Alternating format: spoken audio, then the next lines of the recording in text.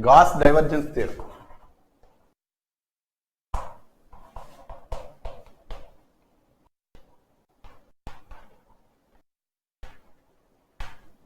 So in this Gauss Divergence theorem, so this is a generalized theorem where there is some concept of flux is involved, then actually we can apply this Gauss Divergence theorem, right?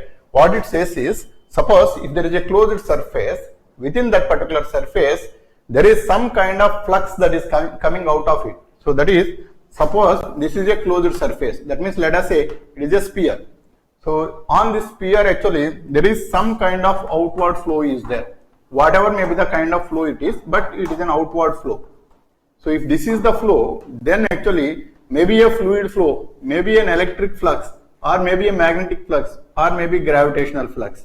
So flux is nothing but, so infinite number of lines. Wherever there is a presence, then actually the flux line is there. For example, suppose if I take this chalk piece, if I leave it here, then actually it is going to drop down onto the ground. The same chalk piece, if I move to somewhere else and then actually still if I drop it from there, then again actually it goes down only.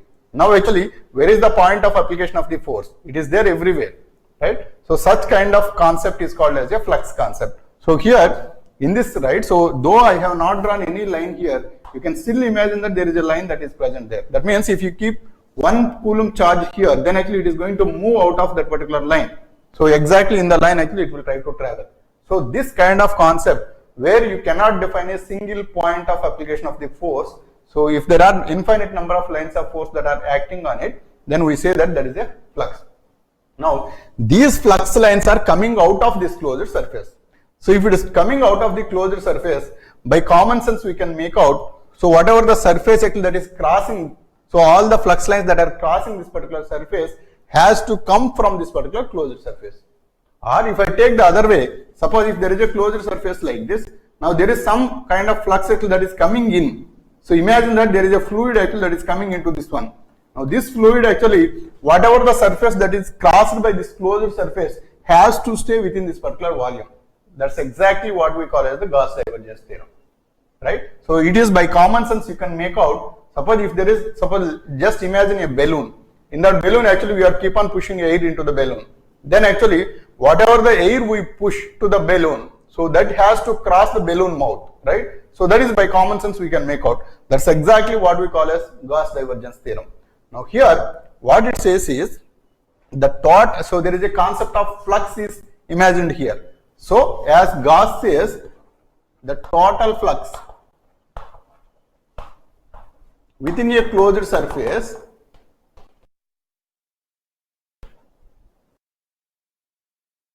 in SI units is equal to the charge enclosed.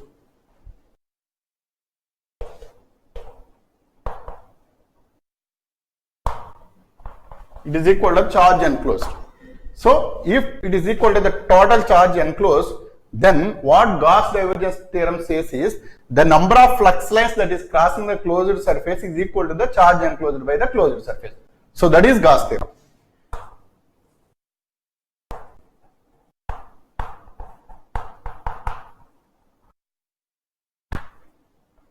What Gauss Divergence theorem says is the number of flux lines crossing the closed surface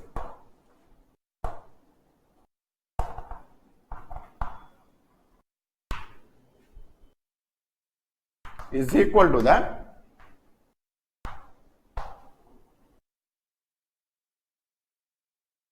charge enclosed by the closed surface.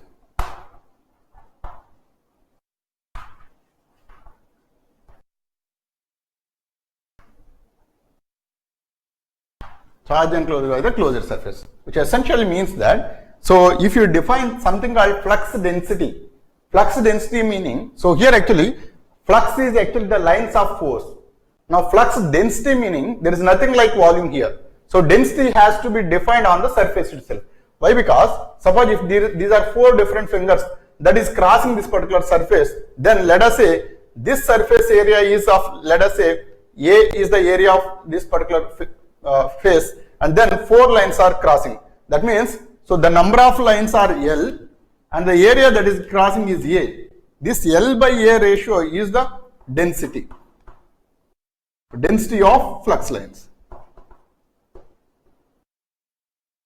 That means the total number of flux lines that is crossing any closed surface. So it has to be divided with the surface area of the closed surface. Then you are going to get the flux density, which is nothing but the number of flux lines per unit area. So flux density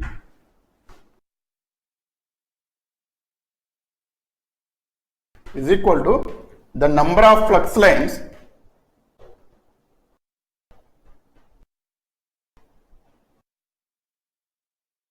crossing the surface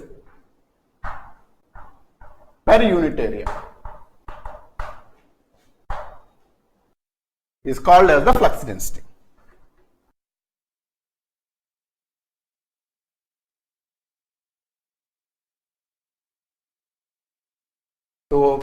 So you can note down these definitions. Now actually we will come to the basic point of what is Gauss Divergence Theorem and why we need to apply Gauss Divergence Theorem and where is the application of this Gauss Divergence Theorem in our electric or magnetic fields. So down the line actually in the Maxwell's equations also we are going to use this Gauss Divergence concept. Got it? You can note down this. I am going to explain that.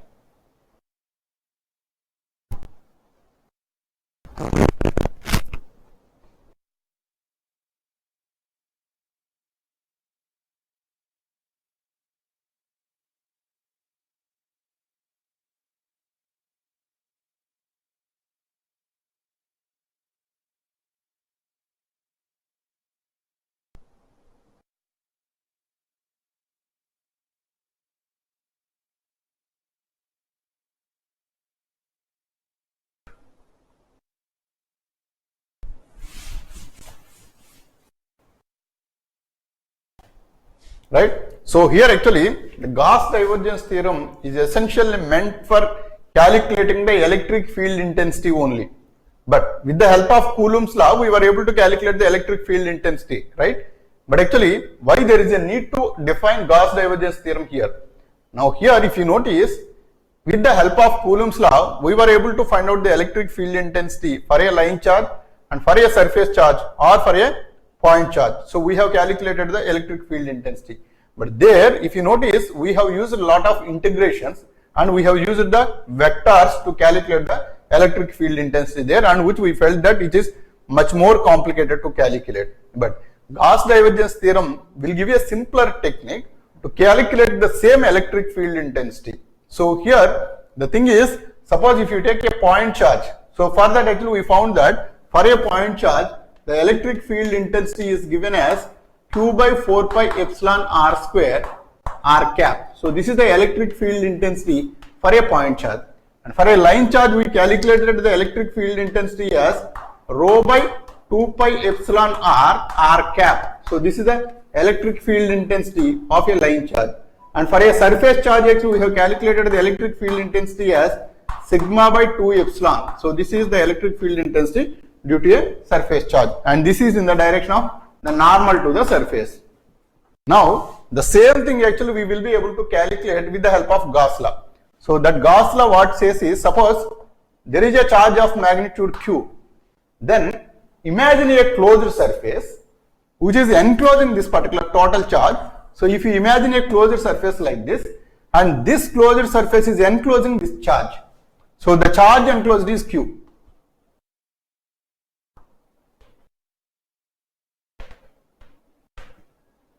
So q is the charge enclosed. Now the flux density, so flux density, let d be the flux density.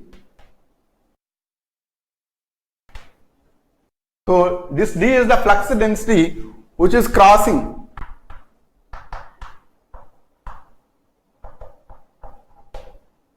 the surface. So d is the flux density that is crossing the surface. Now d being the number of flux that are crossing per unit area. Now the total flux lines crossing the closed surface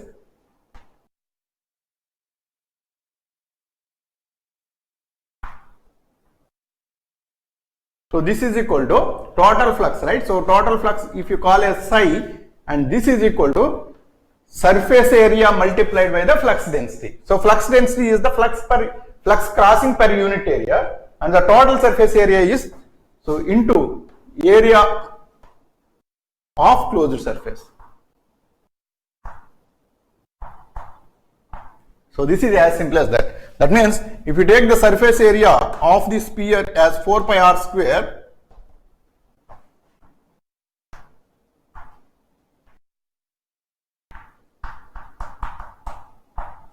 so surface area of the sphere is 4 pi r square, then the flux density into surface area 4 pi r square is equal to the total flux enclosed psi.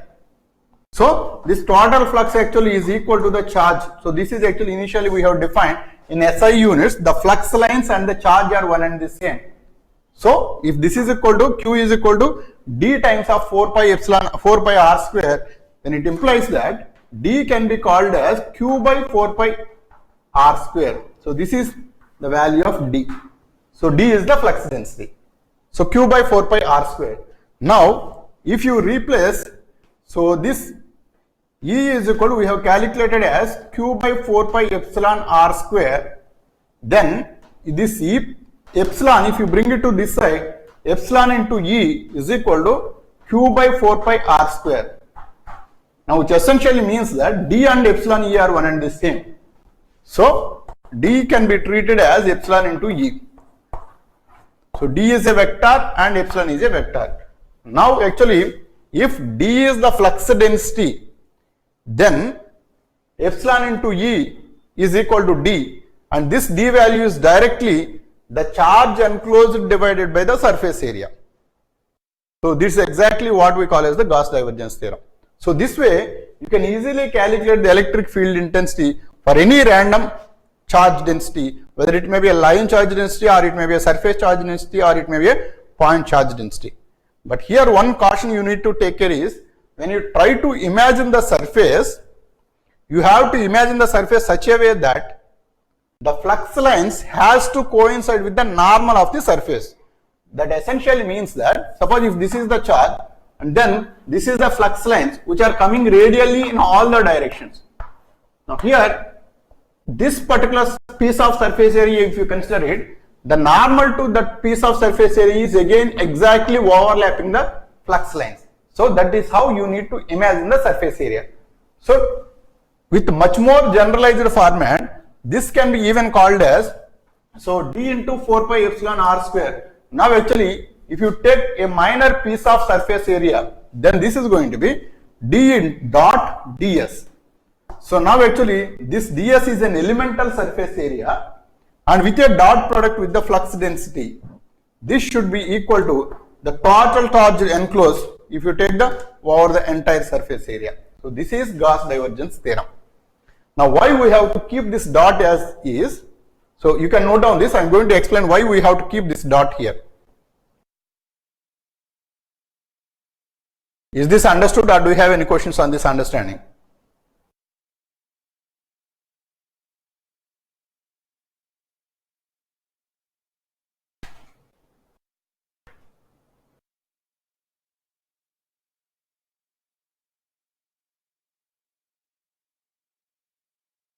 So why we have to keep this dot is, now actually let us imagine one scenario where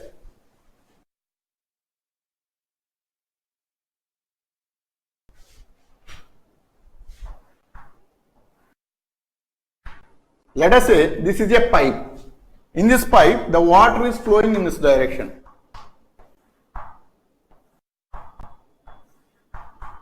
The water is flowing in this direction. Now imagine two different surfaces.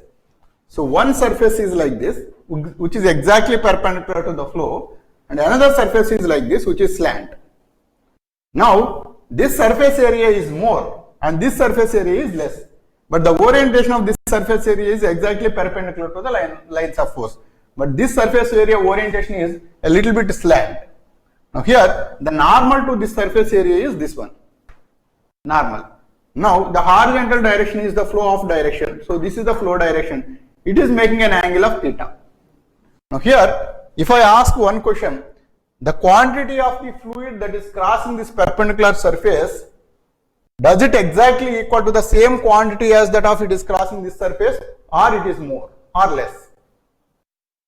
So two different surfaces are there. This surface area is more and this surface area is less. Now, is it the same quantity of water that is crossing this line versus the same quantity? Is it exactly equal to this line, or it is different?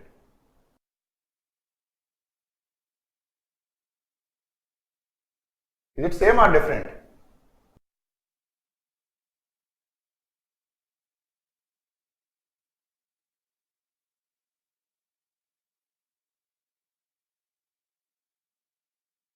I am expecting answer.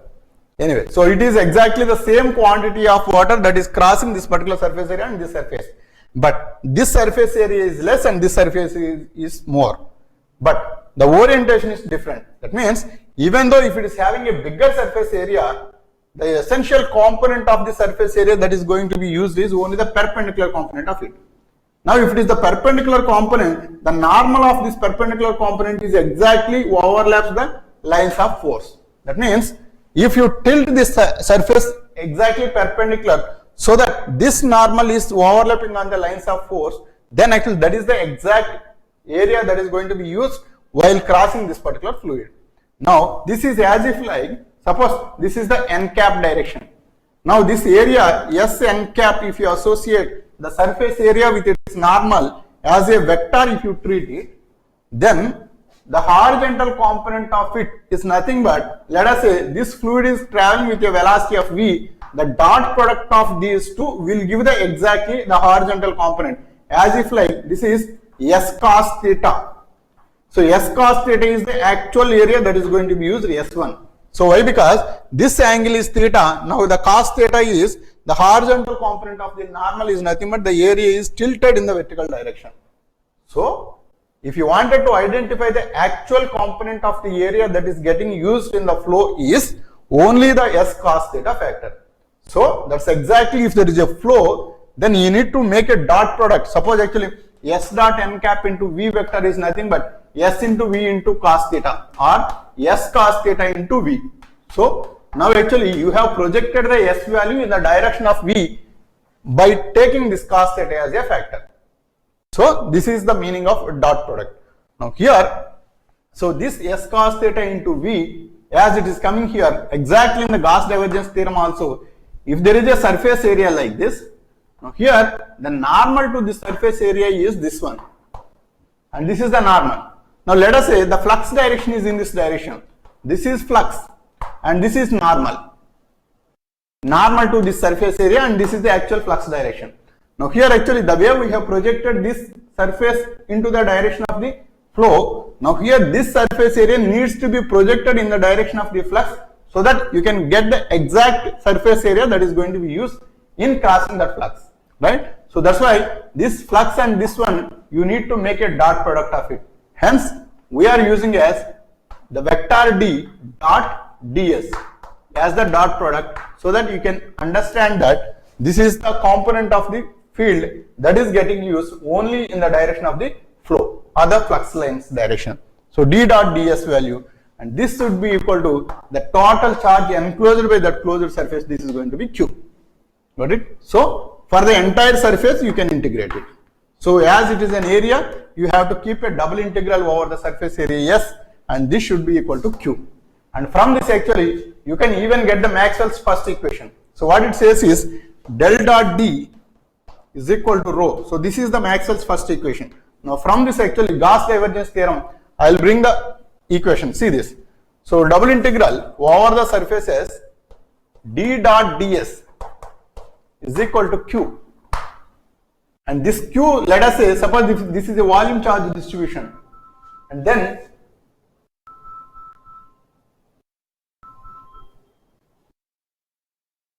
just a minute.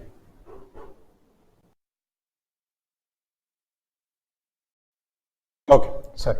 So D dot ds is equal to Q. Now let us say this is a volume charge distribution. Imagine that this surface is completely filled with certain charge.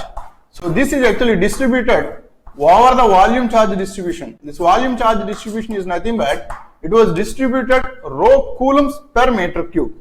So this is how actually the charge was distributed, let us say. Then this can be treated as, this Q can be calculated as rho dV over the complete volume. If you multiply the volume and the density, you are going to get the total charge. So as you are doing the integration for the volume, this has to be triple integral. Triple integral over the volume, rho dV is equal to Q.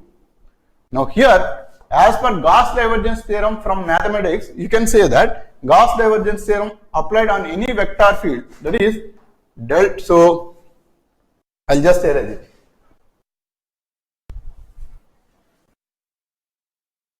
So for any vector, for double integration, f dot ds over the surface S is equal to del dot f dv over the triple integral.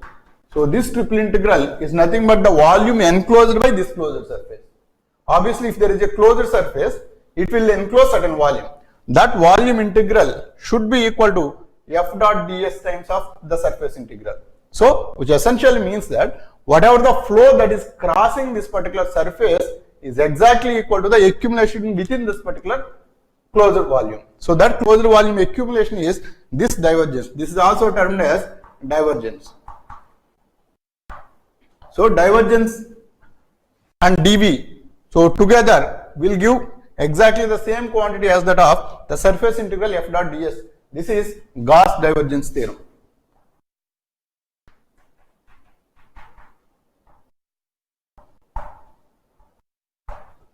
Now this Gauss Divergence Theorem, if you apply it here, so this surface integral can be treated as a volume integral del dot d dV, and this is equal to triple integral over the volume rho dV. Now as it is the same volume, del dot d can be even written as del dot d equal to rho. So this is Maxwell's first equation.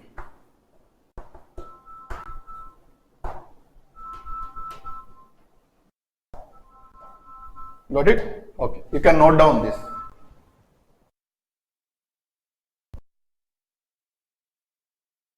Got it? Okay.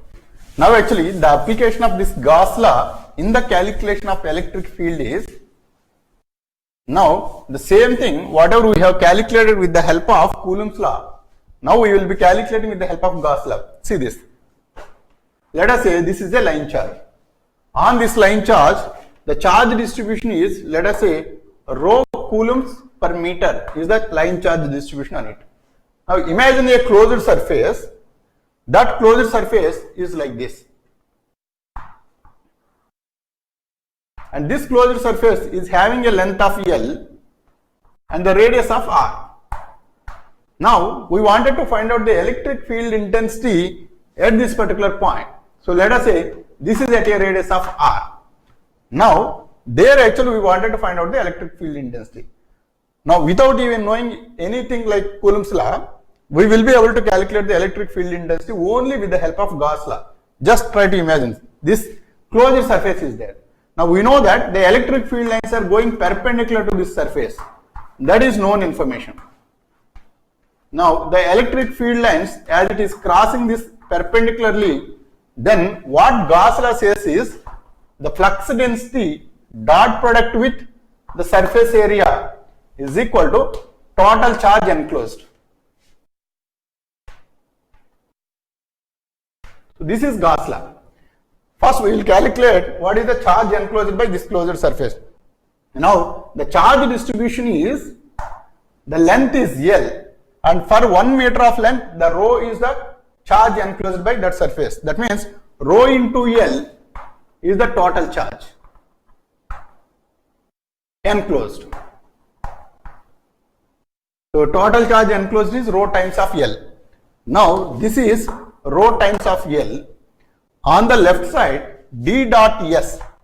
Now this D direction is perpendicularly outward in the cylinder, and the surface area's normal is also perpendicularly outward. That means this curved surface area, if you take it, total there are 3 different surfaces. This is S1 and this is S2 and this curved surface area is S3. Now these 3 surfaces together will form a closed surface. But if you notice, the flux lines are parallel to the bottom surface and the top surface. So as it is parallel to the bottom surface and the top surface, the normal to this bottom surface is perpendicularly down and normal to the top surface is perpendicularly up. Now the field lines are actually in this direction. Now what Gauss law says is D dot ds. Now here this D dot S1 plus D dot S2 plus D dot S3 will be the total flux that is crossing the closed surface. Now as you are considering the dot product, this normal direction is perpendicular to the flux lines, hence actually the dot product will make 0 because D into S1 into cos pi by 2, that is the angle between this line and this line. So this is the normal direction and this is the flux direction. So it will make 90 degrees here. Cos pi by 2 plus D into S2 into cos pi by 2. And the next one, D into, so S3 is this curved surface area. And the cos value is cos 0. Why? Because this is a closed surface. And the closed surface, so this is, let us say, this is the closed surface. This chalk piece actually is representing the flux direction, which is the perpendicular direction. If you notice, in this particular curved area, the normal to this surface, which is a perpendicular line to the surface, is again exactly on the same line. That means normal direction and the flux direction are one and the same. Hence it will make a 0 angle between them. So hence this is equal to rho L. Now this is 0 and this is 0 and this is D into S3 is equal to rho into L. So finally D is equal to rho by S3, where S3 is the curved surface. So this curved surface area is, so 2 pi r times the length. So 2 pi r is the perimeter of the circle, and then length, if you multiply it, you are going to get the surface area of it. So this is going to be rho by 2 pi r into L. So 2 pi r into L, so this is the surface area and this is equal to D. Right? So this is actually rho L, total charge. Rho L divided by 2 pi r into L. So this L will cancel out and this D is equal to rho by 2 pi r. This is the D value. And you know that D and epsilon are related as D is equal to epsilon into E. So this is the relation. Now if you replace here, epsilon into E is equal to rho by 2 pi r, or E can be treated as rho by 2 pi epsilon r. This is the electric field intensity. The same thing actually we have calculated with the help of cylindrical coordinates and for a line charge which is having infinite length. So for that we have calculated the electric field intensity, but we have got the same thing even with the Gauss law with a minimal calculations. Got it? So this is the advantage of Gauss law. Any questions?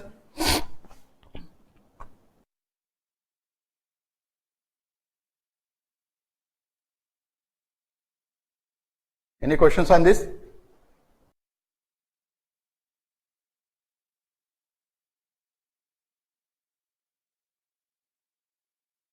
Got it? Now the same thing actually we can apply even for the surface charge as well.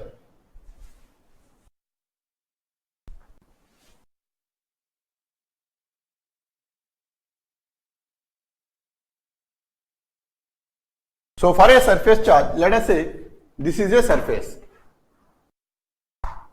and this is having a charge density of sigma coulombs per meter square is the charge density.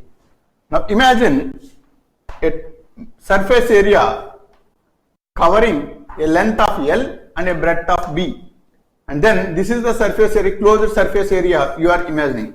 Now closed surface area meaning, so there is one plate, let us say, so this cell phone is the plate. So on this actually there is a charge distribution. So this charge distribution, now actually I have imagined a box kind of shape like this. So top one, so my hand actually top surface and there is a bottom surface and this side surface and this side surface and this side and this side. So total there is a box, within that box actually this cell phone is there, right? Now the total charge enclosed by this box is given by, so first we calculate the total charge enclosed by the box.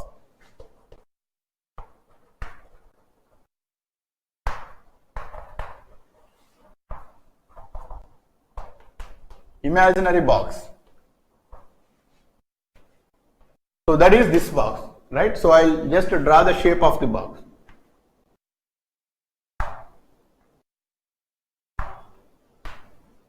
So that is the kind of shape actually we have imagined for a length of L and for a breadth of B and a depth of D. Now the charge enclosed by this is, as this is a surface charge density, the length and breadth will be the charge distribution for us. So this is going to be L into B into sigma. So this is the total charge enclosed by the box. Now the flux lines are coming out of that particular box in the perpendicular direction. So this is the flux lines actually are coming perpendicular to this, and even perpendicular on the other side as well. So these are the flux lines actually that are crossing the box, right? So if it is coming this way and the other way. But if you notice, the top surface and the bottom surface and this side surface and this side surface is parallel to the lines of force. This is actually, try to imagine this way. See this. Now this is the box. So now this is the surface area. Now the flux lines are coming exactly perpendicular to this one. Now there is a closed surface. So this is actually, top hand actually is one surface where this line is crossing this particular hand. Even the bottom surface also, this is actually crossing in the bottom direction. But the lines of force actually, there is no lines of force like this. So there is no lines of force coming in this side or this side or this side or this side. But top side and bottom side are the only one where these flux are coming out of the surface, right? So as this is a flat surface here. Now the flux that are coming from the top side and the flux that are coming from the bottom side are important for us. Why? Because here actually the top surface is there and the normal to this surface is exactly the same direction as that of the flux direction. That is, my hand is the closed surface, and for this actually this is the normal direction and this is exactly the flux direction as well, even on the bottom side also. But this side there is no flux because actually this chalk piece is the flux direction, but the normal to this hand is in this direction where there is no flux, right? So that's why actually you don't need to consider this surface and this surface or this surface and this surface. Only top and bottom are the essential surface for us for the flux to pass. So here the total flux crossing the box is equal to L into B into sigma. This is as per Gauss law.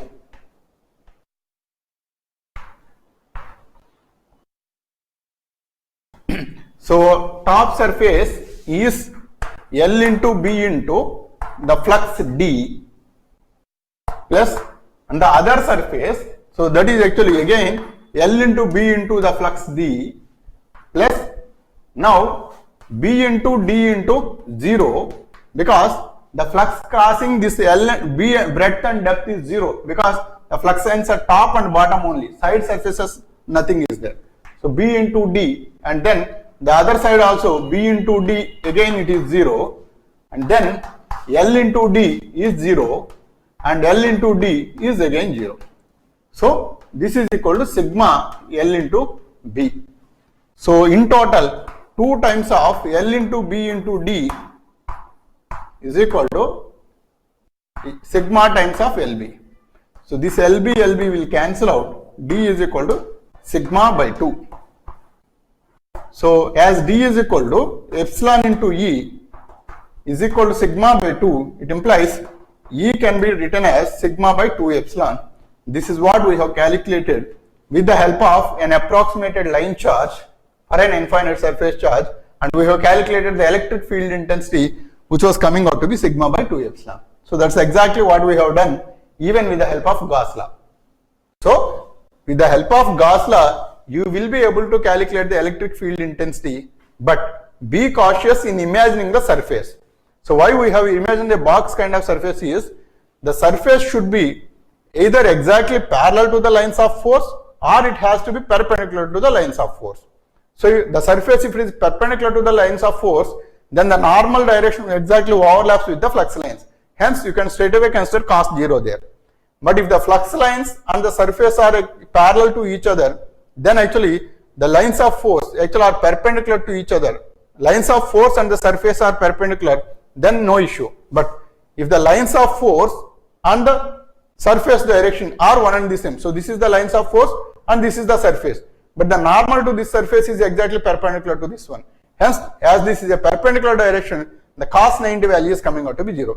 So you have to imagine the surface such a way that either it has to make 0 degrees or it has to make 90 degrees. But what if it is another value, not between, not 0 or 90? If you imagine some other value, then actually you need to do the complete double integration with the help of d dot ds. But if you wanted to straight away write the answer, so try to imagine the surface as perpendicular direction or the parallel direction. This is very, very essential to understand. But there is a big limitation of this Gauss law. The limitation of Gauss law is, here actually we are taking as granted the lines of force direction is known, but who will say that the lines of force direction is this one? So that actually that information has to come from the Gauss law only. So that's why, so the information of the direction is known, then only you can apply the Gauss law. But then that information is not available readily unless you use with the Coulomb's law, right? So that is a big limitation on the Gauss law. But 99% of the cases are the standard kind of charges. Either it may be a point charge, or it may be a line charge, or it may be a kind of surface charge, or it may be a volume charge. So whatever may be the kind of surface, whatever may be the kind of distribution of the charge it is, then still you will be able to apply the Gauss law, because for these kind of standard charges, we know the direction of the electric field intensity with the help of Coulomb's law. Most of the cases actually, every charge comes under these categories of either line charge or the surface charge or the volume charge, or it may be a point charge, right? So that's why actually you can still use the Gauss law to find out the electric field intensity from the concept of flux density. Got it? Any questions on this?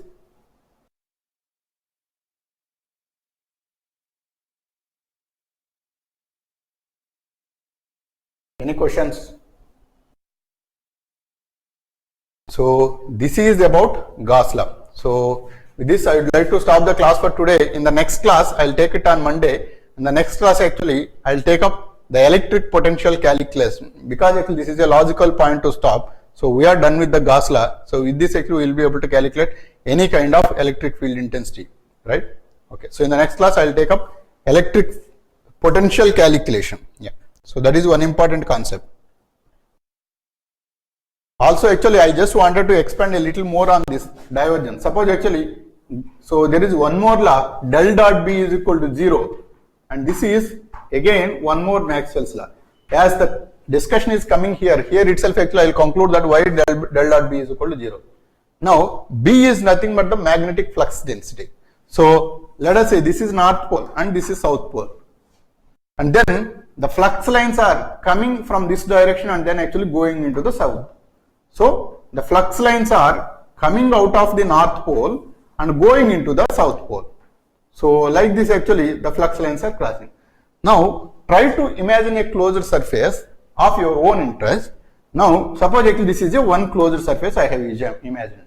So this is a sphere. Now within this sphere there is a magnet. Now on this magnet, the flux lines that are crossing out of this particular surface in one direction is exactly equal to the total flux lines that are going inside as well. That means what is the essential number of flux that are coming out of the surface, or if you consider both outward and inward direction together, then algebraic sum of flux lines that are coming out of the closed surface is how much?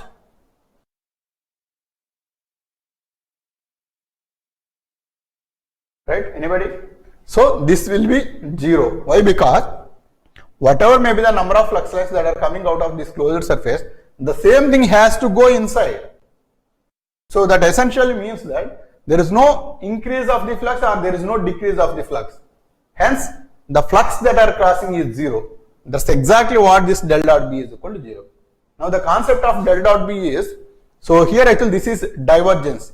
As the name suggests, divergence is nothing but the nature of diverging. Diverging means starting from one location, diverging into the other directions. So this is the divergence. So that is mathematically calculated as del dot B. And this del dot B, suppose actually imagine that, suppose if you are pushing air into the balloon, then actually the volume is keep on increasing. That means as you keep on push the air, the volume is keep on increasing. That means it is diverging in all the directions. So that is what we call as a positive divergence.